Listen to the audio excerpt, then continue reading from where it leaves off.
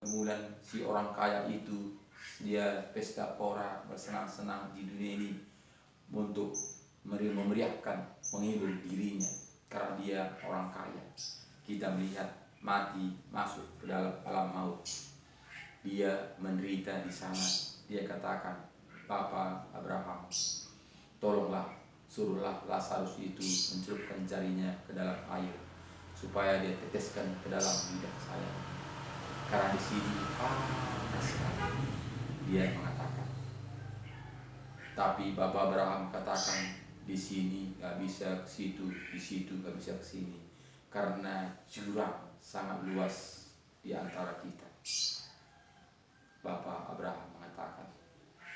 Lalu jawab si orang kaya itu, kalau begitu suruhlah Lazarus itu ke dunia. Ada 5 lagi saudara saya di dunia, supaya dia jangan sempat datang ke tempat ini, karena di sini panas sekali, dia mengatakan. Terus jawab Bapak Abraham, ada Alkitab di dunia, itulah suruh dibacanya. Karena walaupun Lazarus datang ke dunia ini, tetap orang dunia tidak akan percaya, dia mengatakan. Jadi Bapak Saudaraku, ada Alkitab di dunia ini, ada firman Tuhan di dunia ini. Itulah yang kita lakukan taati dan setia. Jangan dirubah-rubah, jangan diubah-ubah seturut dengan selera kita. Banyak memang orang Kristen saat ini membaca Alkitab, dia rajin membaca Alkitab, tapi tidak berubah. Karena apa? Karena tidak dituntun dengan Roh Kudus. Dia membaca firman Tuhan, menangkap, dia tahu bagaimana cerita raja-raja, cerita bagaimana dunia diciptakan. Tapi firman Tuhan itu tidak hidup. Firman Tuhan itu tidak membentuk. Firman Tuhan itu tidak bertumbuh. Karena apa? Karena dia membaca dengan hati kepintarannya. Jadi Bapak Ibu Saudaraku, jika kita membaca firman Tuhan bolak-balik kejadian sampai wahyu, jika kita tidak undang Roh Kudus, itu sia-sia. Karena kita lihat bagaimana ahli Taurat, dia paham tentang Alkitab, tapi dia tidak membuka hati menerima Yesus menjadi juru selamatnya. Jadi Bapak Saudaraku, kita harus membuka hati Yesus menjadi juru selamat pribadi kita, sehingga dimaterikan dengan Roh Kudus. Sehingga Tuhan mengatakan di sini tadi kepada kita, 9 mengatakan akan dosa. Di sini tadi akan dosa karena mereka tetap tidak percaya kepadaku, akan kebenaran karena aku pergi kepada Bapa dan kamu tidak melihat aku lagi, akan penghakiman karena penguasa dunia ini telah dihukum. Masih banyak hal yang harus kukatakan kepadamu, tetapi sekarang kamu belum dapat menanggungnya. Tetapi apabila ia datang, yaitu Roh kebenaran, ia akan memimpin kamu ke dalam seluruh kebenaran. Sebab ia tidak akan berkata-kata dari dirinya sendiri, tetapi segala sesuatu yang didengarnya, itulah yang akan dikatakannya, dan ia akan memberitakan kepadamu hal-hal yang akan datang. Ia akan memuliakan aku, sebab ia akan memberitakan kepadamu apa yang diterimanya daripadaku. Jadi Bapak Ibu Saudaraku yang saya kasih di dalam nama Tuhan Yesus, apa yang dikatakan Roh Kudus itu adalah perkataan Bapa kita, adalah perkataan Tuhan Yesus. Jadi roh Tuhan itulah sebagai jaminan menjadi milik Tuhan. Karena di mana kita sudah membacanya, dijelaskan kepada kita di Efesus 1 ini, bahkan hampir tiap hari kita membacanya. Di dalam Dia kamu juga, karena kamu telah mendengar firman kebenaran, yaitu Injil keselamatanmu, Di dalam Dia kamu juga ketika kamu percaya dimaterikan dengan Roh Kudus yang dijanjikannya itu. Jadi ketika kita membaca firman Tuhan ini, membuka hati kita, melakukannya taat dan setia, dimaterikan dengan Roh Kudus. Jadi bukan setiap manusia itu yang menuntun itu dengan Roh Kudus. Jika kita tidak membuka hati kita, Roh Kudus tidak akan masuk. Tapi yang berkata-kata itu adalah pikiran kita. Yang berkata-kata itu adalah akal kita. Yang berkata-kata itu adalah kepintaran kita. Kita akan mengaji firman Tuhan ini sehingga kita memahaminya, sehingga kita perkatakan. Tapi yang berkata-kata itu bukanlah Roh Kudus, tapi adalah kepintaran kita. Jadi Bapak Ibu Saudaraku yang saya kasih, jika demikian, jika firman Tuhan ini yang kita perkatakan ini adalah dari kehendak hati kita, bagaimanakah akhirnya? Bagaimanakah hati Tuhan itu melihat kita yang kita perkatakan dengan pikiran kita, dengan akal kita, dengan kepintaran kita? Jadi bagi Bapak Ibu Saudaraku, marilah buka hati kita lebar-lebar. Berikanlah wadah untuk Tuhan supaya Roh Tuhan masuk dalam hati kita. Dan sini tadi katakan kepada kita tadi, dan Roh Kudus itu adalah jaminan bagi bagian kita sampai kita memperoleh seluruhnya, yaitu penebusan yang menjadikan kita milik Allah untuk memuji kemuliaannya. Jadi Roh Kudus itu sebagai jaminan. Jadi jika kita melakukan kebenaran firman Tuhan dengan akal kita, siapakah menjamin kita? Jika kita menyampaikan firman Tuhan ini dengan kepintaran kita, siapakah menjamin kita? Sedangkan kita ini tidak lagi langsung bisa tatap muka dengan Tuhan Yesus. Tuhan Yesus mengatakan, aku akan berikan kepadamu roh penolong. Jadi jika kita tidak menerima roh penolong itu, siapakah yang menjamin kita? Jadi Bapak Saudaraku, marilah buka hati kita. Jangan kita mengeraskan hati kita, supaya kita jangan nanti menyesal akan belakang hari. Karena jelas firman Tuhan kita mengatakan Bapak Saudaraku, kita melihat di mana di Yohanes 15 ini sangatlah jelas kepada kita supaya kita Yohanes 14 ayat Yohanes 14.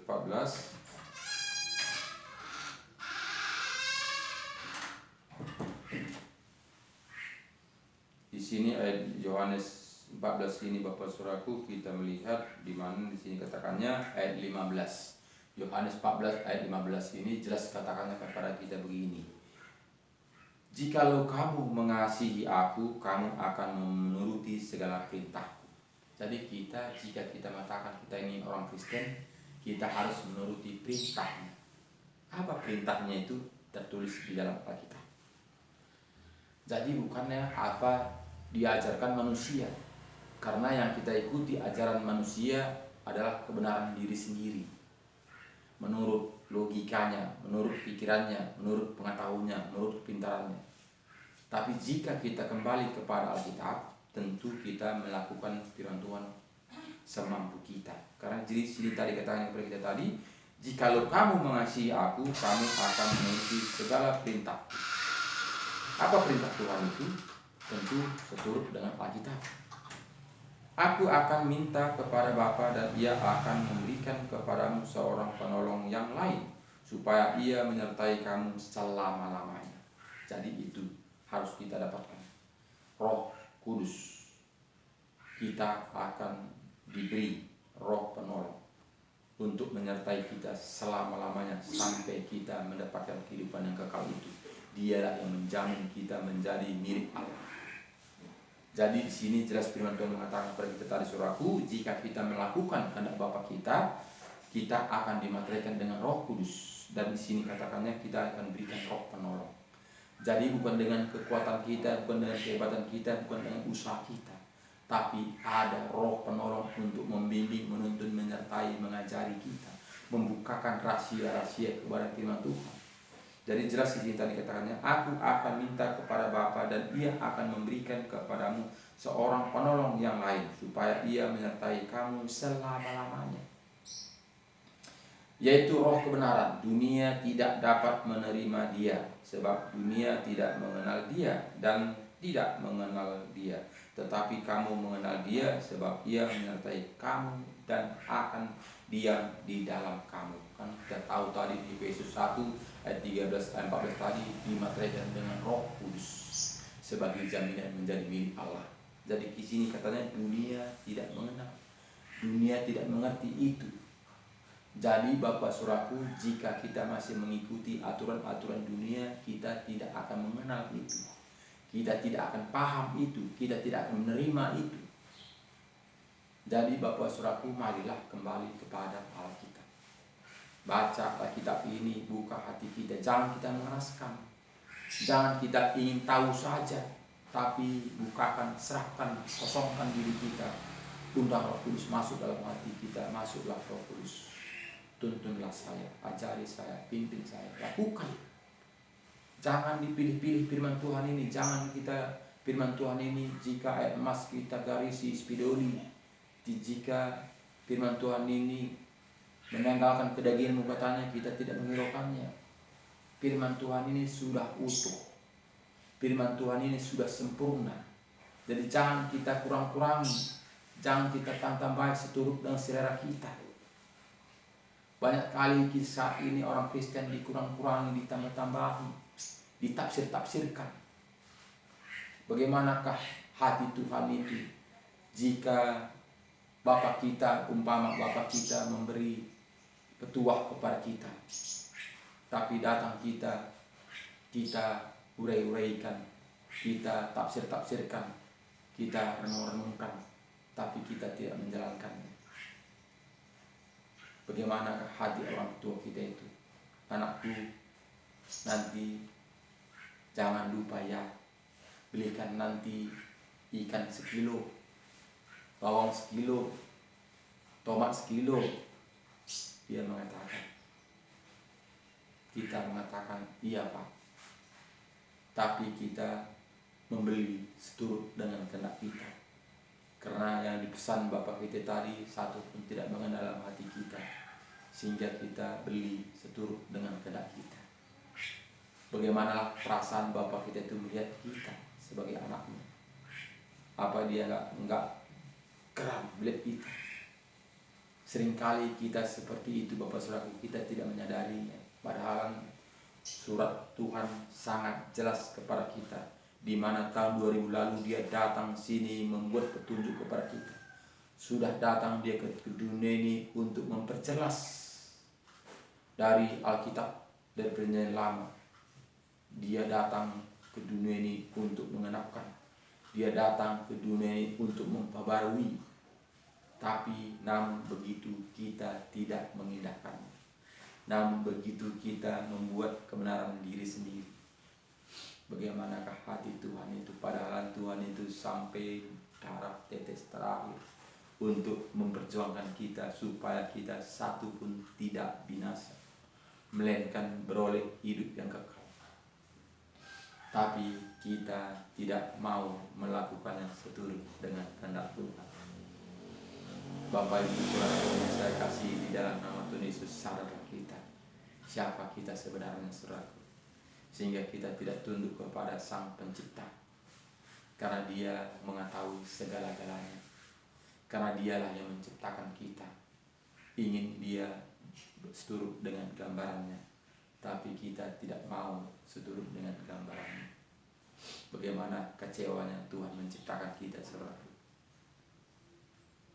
Bapak, Ibu, saudaraku yang saya kasih di dalam nama Tuhan Yesus, sadarlah kita Bapak saudaraku, karena hidup ini hanya seperti roda berputar, semuanya akan berakhir. Jadi kita sudah tahu bahwa Tuhan sudah memberi contoh, sudah memberi gambar, sudah memberi petunjuk. Tinggal kita, apakah kita mau mengikuti seturut dengan petunjuk? Jika kita tidak mau mengikuti petunjuk, tentu kita akan kesasar. Karena apa? Karena ada penghuni dunia ini untuk mengelabui kita.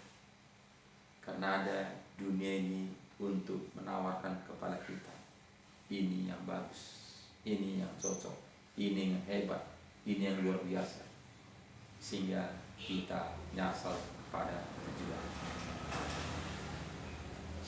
Bapak Ibu Saudaraku yang saya kasih dalam nama Tuhan Yesus, tetap semangat, kembali kepada Alkitab, firman kebenaran, jangan dikurang-kurangi, jangan ditambah-tambahi, jangan ditafsir-tafsirkan. Jika kita tafsir-tafsirkan firman Tuhan ini, kemana pun bisa, karena firman Tuhan ini tafsir-tafsirkan sama seperti kita perjalanan. Kita di perjalanan, pamannya kita menuju Brastagi. Tapi jika kita tidak utuh, kita mengikuti apa seturut yang tertulis, tentu kita nyasar. Umpama saja saya berangkat dari Medan menuju Brastagi, saya singgah di Pajak Impres, saya singgah di Adamalik, saya singgah di Pancur Batu, saya singgah di Sembahe, saya singgah di Bandar Baru, sehingga sampai saya di Kalibata. Jika kita penggal itu satu suraku, Pak Johannes tadi tidak jadi ke Brastaginya, karena dia tadi kulihat dia di Pajak Impres. Karena apa? Karena kita tidak membaca selanjutnya. Padahal tadi saya singgah di Pajak Impres lalu berangkat singgah di Pancur Batu. Jadi jika kita panggil, dibaca lagi, seponggol lagi, Pak Johannes itu tidak sampai Brastagi, karena dia tadi kulihat dia di Pancur Batu. Dia katakan dia ke Brastagi, padahal dia ke Pancur Batu. Kita mengatakan, kenapa? Karena kita tidak membaca selanjutnya, kita tidak mengikuti selanjutnya. Kita baca selanjutnya, tapi kita ponggol lagi. Pak Johannes tadi bukan dia ke Brastagi, tapi dia ke Sembahe. Tadi kulihat dia di sana. Memang semuanya itu benar, Bapak-Bapak. Dia lihat Pajak Impres, dia lihat Pancur Batu, dia lihat Sembahe, dia lihat Bandar Baru. Semuanya itu benar, tapi tidaklah seturut dengan tujuan. Tujuan tadi adalah ke Brastagi. Kalau kita tujuan tadi ke Brastagi, tentu ada tujuan kita sana, walaupun kita singgah itu, tapi itu bukan tujuan, tapi itu singgah. Ada mungkin mau diambil untuk peranggapan kebutuhan untuk Brastagi. Jadi Alkitab ini juga Bapak Saudaraku, jika kita ponggol-ponggol sama seperti perjalanan tadi, kita mengatakan dia ada di Pajak Impres. Bohong dia, katakannya dia Brastagi, padahal dia Pajak Impresnya. Kenapa? Karena memang nyata dia di Pajak Impres, karena dia kelihatan di Pajak Impres, memang dia turun di Pajak Impres, tapi dia tidak membaca selanjutnya. Jadi Bapak Saudaraku, marilah kembalilah pada kita baca sepenuhnya. Jangan dikurang-kurangi, jangan dipanggal-panggal. Kalau kita panggal-panggal firman Tuhan ini, sehingga tujuan tidak sampai, maksud dan tujuan tidak mengena. Karena apa? Karena firman Tuhan ini sudah diatur sedemikian rupa. Firman Tuhan ini sudah diatur sedemikian rupa, begitu luar biasa Tuhan buat, supaya kita melakukannya taat setia. Jadi Bapak Ibu Saudaraku, marilah buka hati kita lebar-lebar, kembalilah kepada Alkitab, lakukanlah taat setia, supaya kita mendapatkan janji-janji Tuhan itu. Dan jangan lupa share kepada teman-teman kita, saudara-saudara kita, baik keluarga kita. Dan jangan lupa subscribe firman Tuhan ini, supaya firman Tuhan ini sampai ke seluruh dunia, sampai ke pelosok-pelosok, untuk kita renungkan supaya kita kembali kepada Alkitab. Terima kasih banyak. Tuhan Yesus memberkati kita. Shalom.